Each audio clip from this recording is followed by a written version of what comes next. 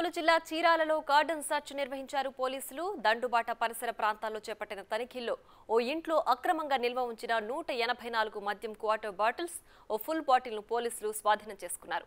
అక్రమంగా మద్యాన్ని విక్రయిస్తున్న వ్యక్తిని అదుపులోకి తీసుకున్నారు.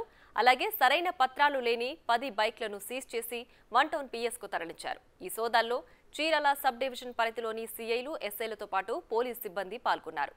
జిల్లా ఎస్పీ వకుల్ జిందాల్ ఆదేశాల మేరకు గార్డెన్ సర్చ్ నిర్వహించామని, చట్ట వ్యతిరేకమైన అసాంఘిక కార్యక్రమాలకు పాల్పడితే ఎంతటి వారినైనా ఉపేక్షించేది లేదని హెచ్చరించారు సీఐ శేషగిరిరావు.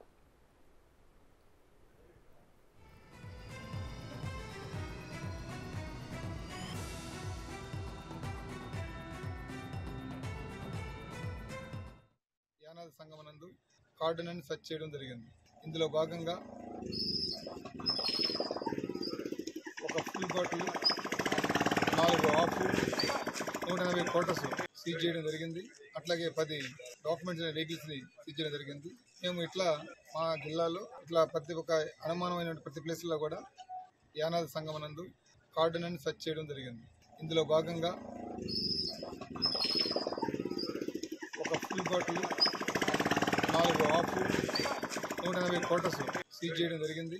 అట్లాగే 10 డాక్యుమెంట్స్ అండ్ వెహికల్స్ ని సీజ్ చేయడం జరిగింది.